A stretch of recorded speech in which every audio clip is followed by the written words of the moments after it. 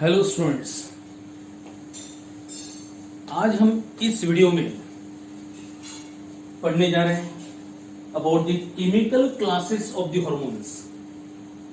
Chemical classes of the hormones and even though later on hormonal action. कौन से hormones target cell पर किस तरीके का अपना एक्शन शो करते हैं। ओके, तो मैंने आपको पहले बताया कि कोई भी एंडोक्राइन ग्लैंड के द्वारा जब हार्मोन सिक्रेट किया जाता है, that hormone carried up to the target cell by means of either blood और the lymph, or even though hormones can be present in the cerebrospinal fluid, लेकिन वो तो रिस्ट्रिक्टेड है ब्रेन और स्पाइनल कॉर्ड इस रीजन में। तो maximum target cell तक हार्मोन्स एक तो ब्लड के द्वारा या लिम्फ के द्वारा ट्रांसपोर्ट किए जाते हैं। Now here when we classify the hormones broadly into the two main types, one is said to the lipid or the fat soluble hormones and another water soluble hormones. First of all, lipid or the fat soluble hormones and second is the water soluble hormones.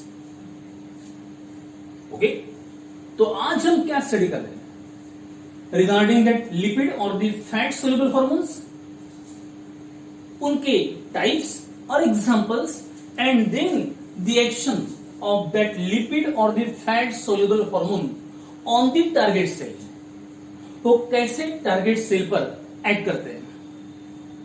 Okay ना, और हमको यह भी पता है कि जब भी कोई हार्मोन टारगेट सेल पर एक्ट करता है तो उस टारगेट सेल के पास उस हार्मोन के लिए स्पेशलाइज्ड रिसेप्टर होता है।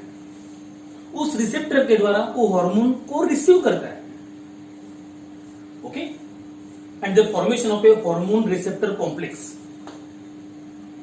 then ultimately that hormone shows action on that target cell। even though मैंने आपको 3 डिफरेंट तरीके से हार्मोनल एक्शन बताया था। पहला, एक तो हार्मोन उस टारगेट सेल की मेम्ब्रेन की परमेबिलिटी चेंज करते हैं, अदर इंक्रीजिंग परमेबिलिटी और डिक्रीजिंग, दोनों इफेक्ट होते हैं, या उस टारगेट सेल के साइटोप्लाज्म में अवेलेबल एंजाइम को स्टिमुलेट करते हैं,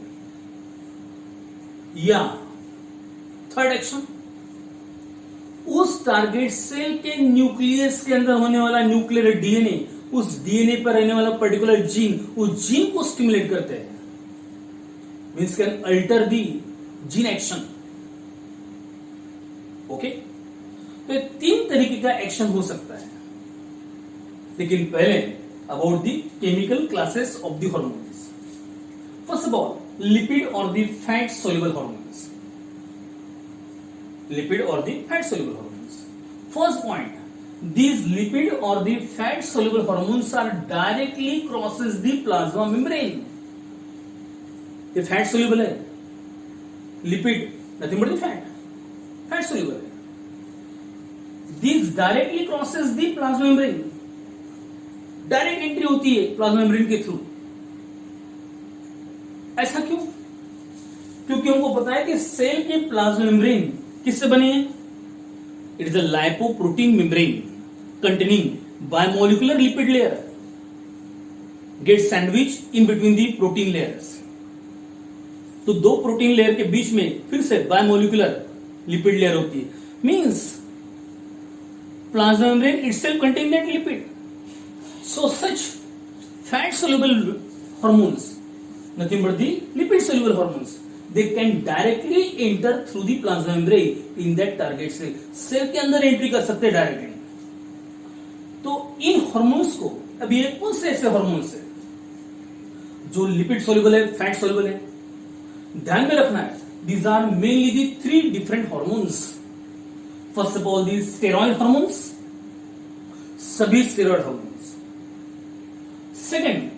thyroid hormone, steroid hormone, thyroid hormone, and third is the nitric oxide, NO, gaseous hormone, जो वैसोडायलेटर है। इसके बारे में हमने प्रीवियस वीडियो में स्टडी किया। तो सबसे पहले steroid hormones. Now such steroid hormones, these are actually derived from the cholesterol. किससे डिराइव हुए? Cholesterol. Steroidal hormones are derived from the cholesterol.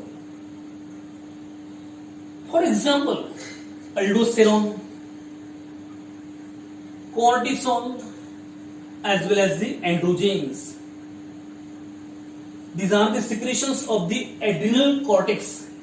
Adrenal gland above the kidney, उसका outer zone, cortical zone, adrenal cortex. Detail में हमको बाद में adrenal gland study करते समय और डिटेल इनका एक्शन स्टडी करना है। तो अल्डोस्टेरोन, cortisol and the androgen is a adrenal androgen, ध्यान में रखना क्योंकि अनादर है टेस्टिकुलर एंड्रोजन। तो ultimately aldosterone, cortisol and the androgen, these are the secretions of the adrenal cortex, and these no doubt derive from the cholesterol. Cholesterol से derive हुए, so ultimately these are the fat soluble. Second is the calcitriol. Calcitriol secretion, it is by means of the kidneys. Third, testosterone, again androgen, male hormone है, but is a testicular, and testosterone secretion by means of the testes.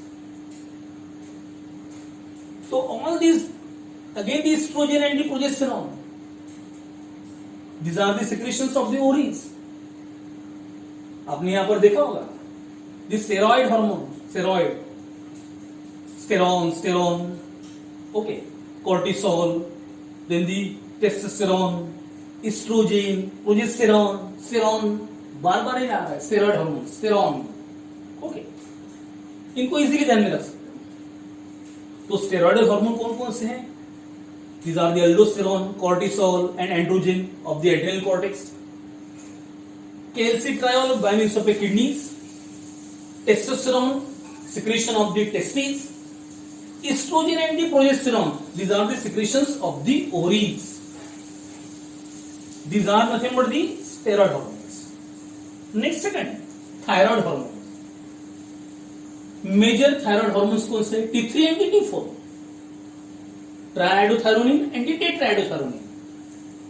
And you know these are the iodinated derivatives of the amino acid tyrosine. Amino acid tyrosine को उसका combination iodine के साथ है और बन गए दो hormones T3 and T4. Okay, out of which that T4 is nothing but the actual thyroxine. T4 is the actual, tetraiodothyronine is the actual thyroxine. तो T3 and T4, triiodothyronine, tetraiodothyronine, nothing but the thyroxine. These are the thyroid hormones, are the fat or the lipid soluble hormones. लेकिन फिर से thyroid का और एक hormone है, okay, which is secreted by means of a parafollicular cell, that is a thyrocalcitonin, TCT. It is not the fat soluble hormone, it is a water soluble hormone, thyrocalcitonin. Even though on the surface of the thyroid gland there are the patches called as the parathyroid gland, उनके hormone से पैराथ्रोमोन्स, okay, वो भी water soluble है। तो ultimately thyroid hormones कौन से? T3 and T4, tri and tetraiodothyronine. These are only the lipid soluble or the fat soluble.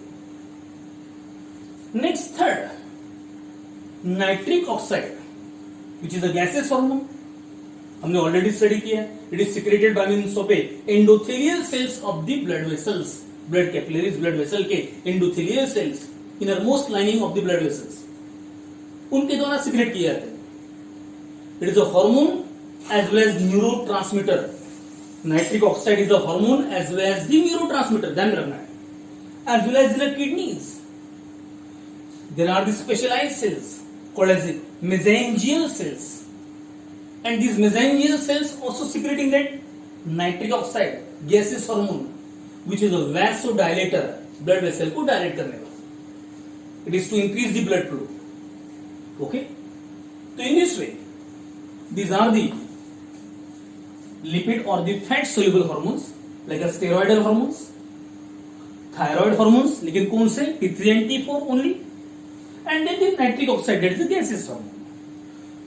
These are the all fat or the lipid soluble hormones. Okay, अभी इन fat या lipid soluble hormones का action target cell पर कैसा होगा? Now see here in this diagram.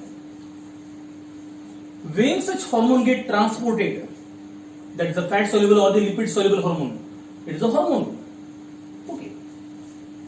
Now such hormone, when are ultimately transported through the blood vessels, it is secreted, added in a blood, and via blood capillaries, it is carried throughout the body. Then, no doubt, hormones get transported by means of a specialized transport proteins through the blood vessels. Such hormone when get free from that transport protein, free हो गया, diffuses out, बाहर निकल गया, and then comes into the interstitial fluid, which is located in between the cells. Cell के surrounding में present रहने वाला interstitial fluid वहां पर आ गया. Lipid soluble hormone, fat soluble hormone, when diffuse out from the blood capillaries, comes in the interstitial fluid, and then directly enter, diffuses, directly cross the plasma membrane. Plasma membrane को directly cross कर जाएगा, cytoplasm में चला जाएगा target cell में. अभी इस hormone को रिसीव करने वाले, इट्स फैट सोल्यूबल या लिपिड सोल्यूबल हार्मोन को रिसीव करने वाले रिसेप्टर्स एक तो टारगेट सेल के साइटोप्लाज्म में हो सकते हैं या डायरेक्टली न्यूक्लियस में यानी न्यूक्लियोप्लाज्म में हो सकते हैं. ओके, तो अगर न्यूक्लियोप्लाज्म में है, न्यूक्लियस में है, तो न्यूक्लियर मेम्ब्रेन को भी वो क्रॉस कर सकता है, क्योंकि न्यूक्लियर मेम्ब्रेन भी किससे बनी हुई है? Lipid and protein. It is the lipoprotein membrane. या अगर पर्टिकुलर साइटोप्लाज्म में, तो hormone get bind with that receptor and then that receptor hormone complex enter in the nucleus. एक तो साइटोप्लाज्म के थ्रू या डायरेक्टली न्यूक्लियस के अंदर एंट्री कर गया. Second, activated that hormone receptor complex HRC. जैसे हार्मोन रिसेप्टर के साथ बाइंड हो गया, the formation of that hormone receptor complex. Now that hormone receptor complex bind with that nuclear DNA. किससे बाइंड होगा? न्यूक्लियर डीएनए के साथ, जहां पर स्पेसिफिक जीन है, and acts on that gene. एक तो ऑन करेगा या ऑफ करेगा, and alter the activity of that gene, यानी जीन एक्सप्रेशन को रेगुलेट करना है. तो fat soluble hormones, lipid soluble hormones, they directly enter after crossing the plasma membrane, enter in a cytoplasm. Receptor may be present in a cytoplasm or directly in the nucleus या nucleoplasm, and get bind with that receptor to form the hormone receptor complex, and then stimulate or activate that particular gene of the nuclear DNA. उस gene को activate करेगा, और जैसे gene का activation हुआ, gene क्या show करेगा? Transcription. Transcription के द्वारा क्या शो करेगा?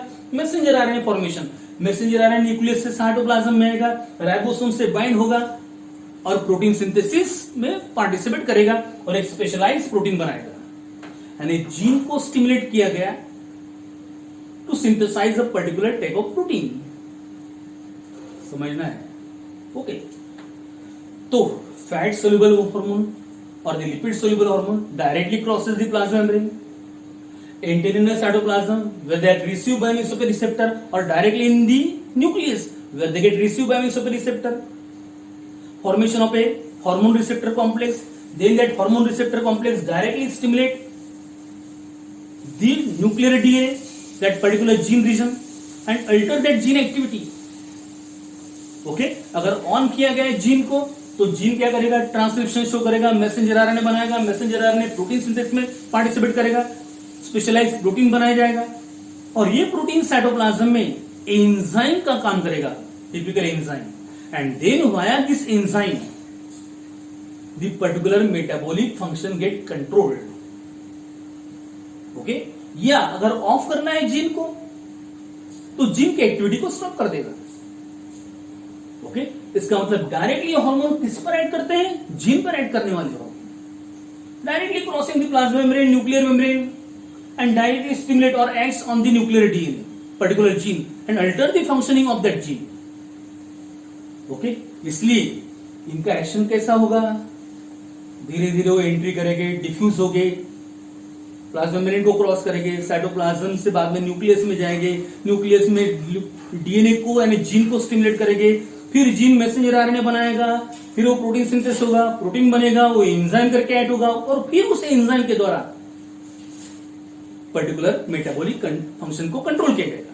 तो ultimately action is slow, comparatively slow, धीरे धीरे एक्शन होगा, but for long lasting, longer duration के लिए होगा। ओके, इसलिए इन हार्मोन्स का इंपैक्ट, जितने भी लिपिड या फैट सोल्यूबल हार्मोन्स है, इनका इंपैक्ट कैसा होगा? For long period. Either these are the steroidal hormones which are derived from the cholesterol, or maybe the thyroid hormone like a T3 and T4, or the gaseous hormone like a nitric oxide. Okay, in next video on tomorrow we will ultimately focus on the water soluble hormones, their examples, types and examples, and their action.